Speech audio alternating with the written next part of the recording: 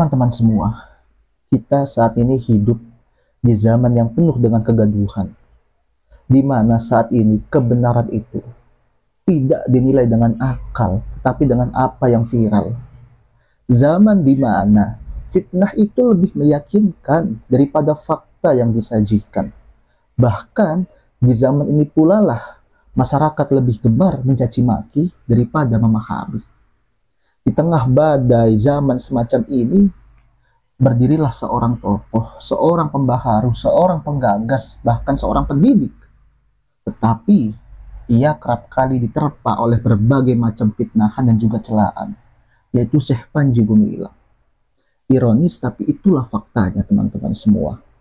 Seorang tokoh pembaharu, seorang tokoh pendidik yang berani mendobrak kejumudan, membangun peradaban, kerap kali dimusuhi oleh mereka, dilabeli sesat oleh orang-orang yang enggan dengan kemajuan. Di satu sisi yang lain, muncullah gelombang umat yang dimana mereka telah jenuh dengan praktik keagamaan yang kaku, yang sempit, bahkan agama kerap kali menjadi alat kapitalistik. Mereka menganggap dengan adanya Syekh Panji Gumilang merupakan sosok secercah harapan, secercah cahaya, yang dimana beliau juga menjadi pelindung minoritas, menjadi penjaga Pancasila, bahkan menjadi benteng untuk melawan gerakan-gerakan ekstremis di Indonesia. Kendati demikian, Syekh Panji Gumilang tidak pernah menyatakan dirinya sebagai seorang pembaharu, tidak pernah menyatakan dirinya sebagai seorang ulama, melainkan seorang pendidik. Lantas, kenapa Syekh Panji Gumilang sebagai seorang pendidik ini? Di satu sisi beliau dimusuhi, dicaci maki, bahkan difitnah. Tetapi di satu sisi yang lain beliau dicintai. Apa penyebabnya?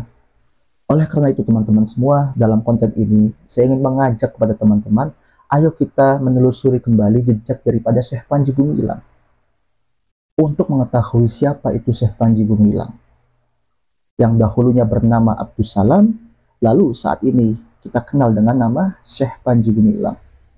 Penasaran atau tidak? Mari kita bahas teman-teman semua.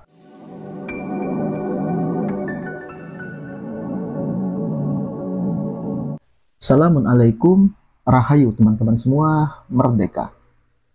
Teman-teman semua, perlu diketahui sejatinya Abdus Salam atau Syekh Panji Gumilang tidaklah terlahir daripada rahim yang kosong.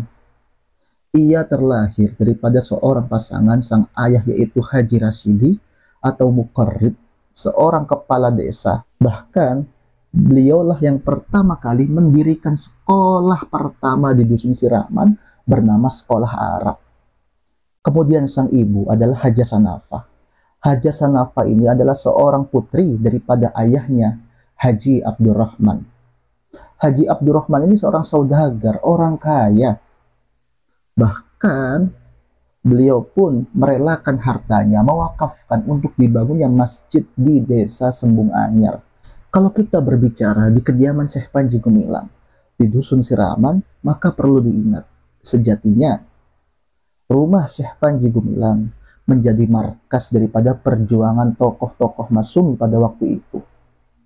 Sehingga tidak heran jika sedari kecil Syekh Panji Gumilang telah akrab dengan perdebatan pemikiran dan juga ideologis. Nama kecil beliau yaitu Abdus Salam diberikan oleh Kiai Haji Mukhtar Mas Kumambang di Surabaya. Kiai Haji Mukhtar ini merupakan salah satu tokoh penting di Nahdlatul Ulama. Artinya apa? Syekh Panji Gumilang terlahir daripada lingkungan yang religius taat beragama. Tetapi apakah daripada lingkungan ini serta-merta menjadikan Syekh Panji Gumilang sebagai seorang penurut? Tentu jawabannya tidak teman-teman semua. Syekh Panji Gumilang mengenang masa kecilnya. Beliau teringat bagaimana ketika masa kecil penuh dengan pergolakan di dalam hatinya. Tatkala itu, beliau itu mengaji di pengajian Mas Kumambang. Dalam satu ketika, sang kiai sengaja tidak meluluskan daripada Syekh Panji Gumilang. Dan apa yang terjadi teman-teman semua? Syekh Panji Gumilang melempar rumah sang kiainya dengan bakiak. Sampai-sampai kaca rumahnya pecah. Tentu kalau kita menilai tindakan Syekh Panji Gumilang ini adalah tindakan yang kurang ajar, tindakan anak-anak nakal. Tetapi, bukankah daripada tindakan Syekh Panji Gumilang ini, di dalam dirinya sudah ada keberanian untuk menyuarakan ketidakadilan? Hanya saja pada waktu itu, Syekh Panji Gumilang belum bisa menyuarakan secara bahasa dewasa. Dan bukankah anak-anak semacam inilah yang kelak nantinya akan menjadi tokoh besar, tokoh penting di negaranya?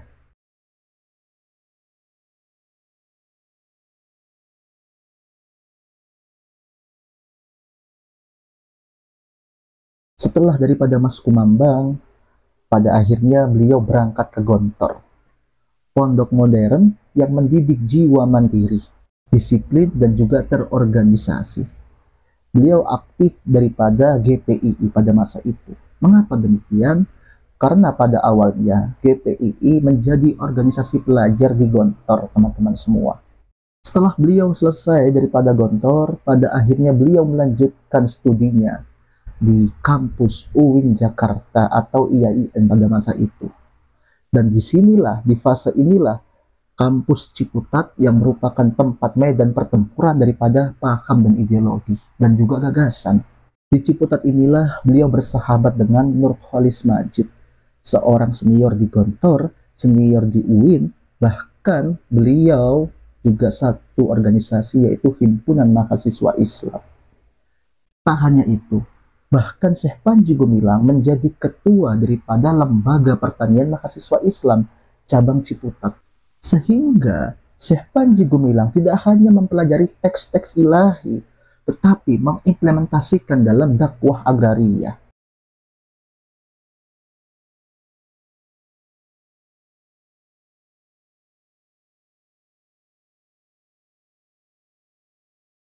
Dari sinilah yang nantinya akan membentuk pemahaman, gagasan, serta jati diri daripada Syekh Panji Gumilang. Syekh Panji Gumilang tidak hanya cerdas, bahkan beliau juga memiliki keturunan dengan seorang ulama besar, teman-teman semua. Dari jalur ibunya, ia tersambung sampai dengan Kiai Haji Fakih Mas Kumambang. Nasabnya bersambung ke Kiai Haji Amar Fakih karena menikahi dengan Mbah Nafsiyah. Mbah Nafsiyah adalah adik daripada Mbah Markolan, dan Mbah Markolan adalah ibundanya Mbah Haja Sanafah, teman-teman semua. Bahkan ada pula yang menyatakan sejatinya Syekh Panji Gumilang ini masih memiliki keturunan ningrat atau keturunan bangsawan, tersambung sampai Joko Tingkir atau bahkan ke Sunan Gunung Jati. Tetapi terlepas daripada itu semua, Syekh Panji Gumilang tidak pernah menceritakan nasab ini secara detail. Dan juga Syekh Panji Gumilang tidak pernah menjual nasab ini kepada siapapun. Mengapa demikian? Bagi Syekh Panji Gumilang, janganlah engkau ceritakan nasab dan juga asalmu, tetapi apa? Seorang pemuda itu menceritakan apa yang telah saya hasilkan. Inilah yang dipegang oleh Syekh Panji Gumilang, teman-teman semua.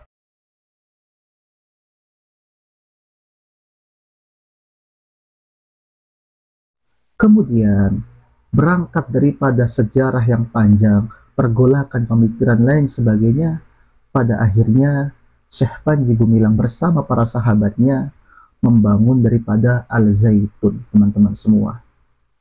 Mungkin terlalu banyak mata masyarakat menilai Al-Zaitun saat ini, tanpa pernah melihat bagaimana proses panjang yang harus dilalui ketika membangun pondok pesantren Al-Zaitun. Tanah Indramayu, tempat berdirinya Mahat Al-Zaitun pun bisa dikatakan merupakan pertolongan Allah dalam mendirikan lembaga pendidikan yang membangun peradaban. Karena sebelumnya telah berkali-kali Syekh mencari lahan dan tidak dapat. Bahkan sampai-sampai beliau di PHP oleh orang-orang maklar tanah pada waktu itu, teman-teman semua. Dan perlu diingat bahwa Mahat Al-Zaitun tidaklah sama seperti pondok pada umumnya. Al-Zaitun itu dirancang dengan sistem pendidikan yang modern berbasis STEM, Law, Science, Teknologi, Engineering, Art, dan juga Matematik. Di Al-Zaitun, anak-anak tidak hanya dididik sebatas menghafal, enggak, tapi juga diajarkan untuk mampu berpikir logis, diajarkan bertani, diajarkan juga peternakan, bahkan sampai berdiplomasi. Tapi dari ini semualah fitnah kepada Al Zaitun dimulai, teman-teman semua. Ada yang menuduh bahwa Al Zaitun adalah markasnya NII, bahkan ada yang menyatakan Al Zaitun bentukan intelijen, sampai-sampai dikatakan bahwa Syekh Panji Gumilang adalah misionaris dan juga agen Zionis. Ini sungguh ironi, teman-teman semua. Terlepas daripada itu, teman-teman semua, apakah mereka yang ikut menuduh semacam itu pernah memeriksa kebenarannya? Pernah bertabayunkah? Atau jangan-jangan hanya sebatas mengikuti arus utama? Sehingga perlulah kita untuk meluruskan, teman-teman semua. Fitnah yang pertama dan kerap kali dijadikan gorengan adalah apa? Bahwa Al Zaitun adalah markasnya NII. Apakah benar? Jawabannya adalah tidak, teman-teman semua. Al Zaitun bukanlah tempat semacam itu. Justru Al Zaitunlah tempat deradikalisasi yang menanamkan pemahaman pengalaman daripada ideologi Pancasila. Kemudian, yang kerap kali dijadikan hujjah, bahkan Pak Guru Gembul juga mengambil hujjah ini adalah apa? Kisah seorang santriwati yang libur sekolah, kemudian dia berpaham ekstremis, kan begitu. Tentu saya akan menjawab dengan apa? Dengan survei yang dilakukan oleh Prof. Imam Suprayogo. Tatkala viralnya kasus Al Zaitun tahun 2023, Prof. Imam Suprayogo juga pernah mensurvei, meminta tolong kepada muridnya untuk mencari informasi. Berapa banyak lulusan Al Zaitun dan apakah mereka terpapar paham radikal? Dan jawaban daripada Prof. Imam Suprayogo apa? Lulusan daripada Al Zaitun bagus-bagus, tidak ada yang terpapar paham radikal. Kan begitu, teman-teman semua. Sehingga hujjah lawas semacam ini telah dibantahkan dengan hujjah yang baru daripada Prof. Imam Suprayogo. Atau jika kalian masih ngotot dengan hujjah seorang santriwati yang berpaham ekstremis itu, ayo saya ajak kalian untuk merenung. Kita pasti teringat seorang guru bangsa, yaitu Khos Cokro Aminoto, memiliki 3 murid di antaranya, yang dimana salah satu berpaham nasionalis, yang kedua agamis, dan yang ketiga komunis. Lantas, jika sang Semaun, muridnya sang guru bangsa Khos Cokro Aminoto, berpaham komunis, ya memilih jalan komunis, apakah lantas kita menuduh bahwa Khos Cokro Aminoto bapaknya komunis? Kan enggak juga. Ini kan sangat mudah sebenarnya secara logika. Sehingga janganlah karena cerita atau kisah semacam itu dijadikan sebagai dalil pembenaran. Itu nggak baik. Kemudian fitnahan yang kedua, yaitu apa? Al Zaitun adalah bentukan intelijen. Dan ini kerap kali juga disampaikan oleh Pak Guru Gembul. Jadi begini teman-teman semua. Al Zaitun dituduh sebagai bentukan intelijen karena banyak sekali orang-orang penting dalam negara ini datang ke sana. Apakah benar semacam itu? Inilah pentingnya teman-teman semua. Di awal tadi kita membahas background organisasi daripada Syekh Panji Gumilang, yang dimana beliau ini adalah aktif sebagai aktivis di HMI cabang Ciputat. Dan perlu Anda ketahui, mayoritas para pejabat di Indonesia itu, ya, mereka ikut organisasi HMI. Bahkan Gus Yahya, ketua PBNU itu adalah orang HMI kok. Jadi dari mau yang baik sampai yang jahat, yang koruptor, ya dari HMI rata-rata, kan begitu. Sehingga nggak heran teman-teman semua jika Syekh mampu berdiplomasi dan membuka jaringan kepada mereka. Terlebih lagi kan, salah satu yang sering disampaikan oleh Pak Guru Gembul adalah Pak Anas Urbaningrum.